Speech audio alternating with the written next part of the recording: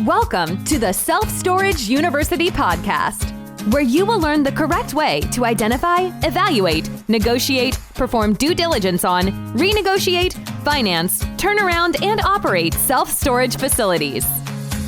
And now, here is your host, a partner in one of the largest real estate portfolios in the U.S. with nearly $1 billion of holdings, Frank Rolfe.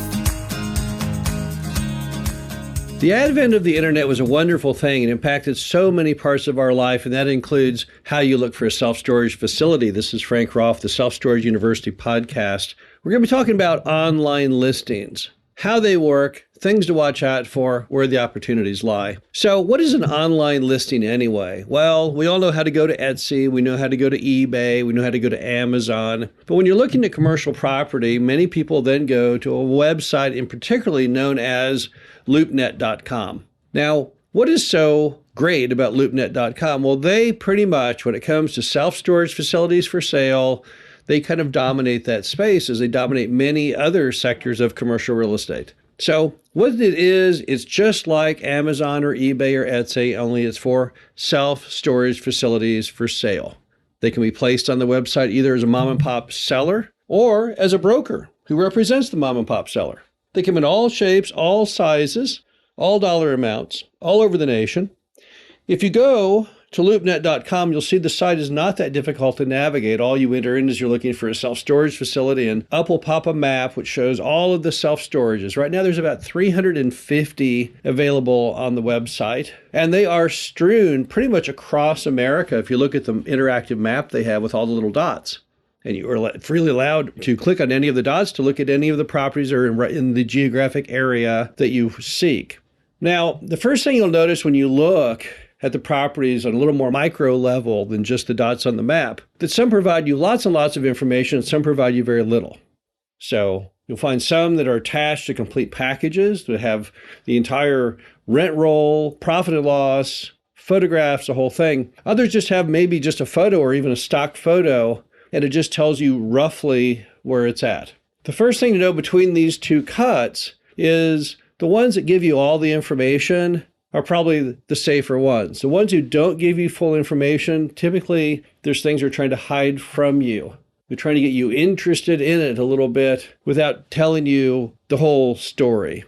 Their theory often is if they can just kind of suck you into the deal, whether you're curious, that might motivate you on to accept and go after and pursue a deal you normally would not. So the ones that have all the information typically are your better choices. That being said, the ones that you see that have all the information on them and the ones that don't have all the information, the first thing they typically suffer from is they're horribly overpriced.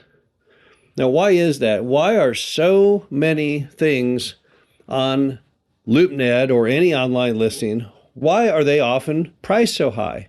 And the simple answer is when you are selling things anonymously to people who you don't know, they don't know at any given moment who's looking at any of the listings, you tend to price them high because you're hoping there's a fool out there. We call it shopping for idiots, hoping there's somebody out there that's just dumb enough to click the buy now button. Now, of course, where they're wasting their time is there is no buy now button on a commercial property. Sure, on eBay, I could maybe put something out there, some widget, and price it too high, higher than anyone else, and you still might be stupid enough to click it and buy it. But in a commercial property, they'll have to get an appraisal. They'll have to be typically a bank. So it's very hard for those things to pass like that. But nevertheless, when you look at the cap rates on many of those things, you'll see they're insanely low. They make no sense at all. 2.5 cap. 3.5 cap, and no one is going to buy a self-storage facility at that kind of price anymore. That ship has sailed. In fact, that ship was never even in the port, at least not for smart investors.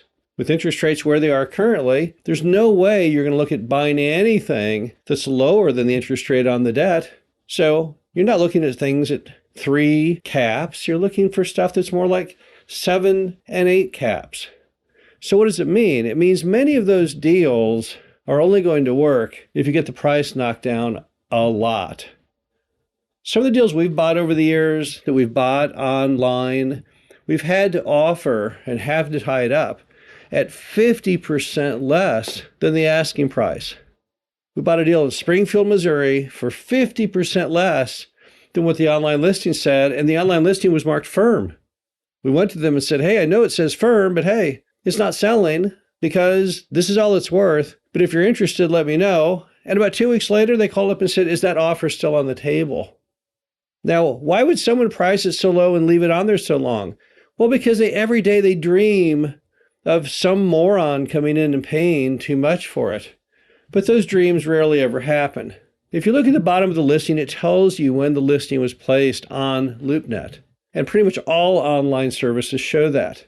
If you see a listing that's been on there for a year or 2 years, it's a pretty good bet it's priced too high. But it's also a pretty good bet that's a seller that might be finally willing to drop the price. That's how the deal in Springfield was. I noticed it had been on there for a long, long time, and I was exactly correct. My hunch was correct. He was willing to take, in this case, half of what he had it listed as firm. So really, when you're buying things online, your success or failure will boil down normally to how good you are in convincing the seller that you can't pay anywhere near their price, but they'll have to accept a lower price. And your best bet from those listings is to attack the ones that have been on there for a while and are gathering dust.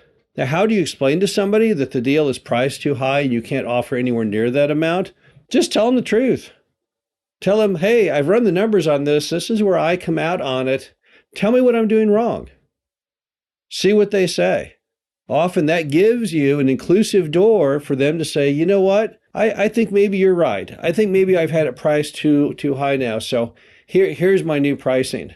Because typically when the seller finally gets tired of it sitting and gathering dust, they make a drastic move. They don't start just dropping the price slowly. They drop it significantly and suddenly. So when you see deals that have been sitting around online, it's a good idea to hit those up on a continual basis. Even if they don't agree right now to the reduced price, they probably will, unless they find anyone crazy enough to pay them what they're asking. Now, there's many other ways to find self-storage facilities, and to be honest with you, online is probably your weakest idea. Much better odds with brokers, cold calling, and direct mail. But nevertheless, it doesn't hurt to look at the deals, to make offers. You can learn a lot from looking at those offering packages. So it's a great reference tool for you to become a better buyer. But when it comes to just clicking a buy now button, no, there's a lot more to do before you're going to want to buy. This is Frank Rolfe for the Self Storage University podcast. Hope you enjoyed this and talk to you again soon.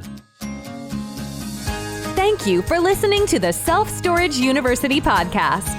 Be sure to visit us at ssupodcast.com, where you can learn the correct way to identify, evaluate, negotiate, perform due diligence on, renegotiate, finance, turnaround, and operate self-storage facilities.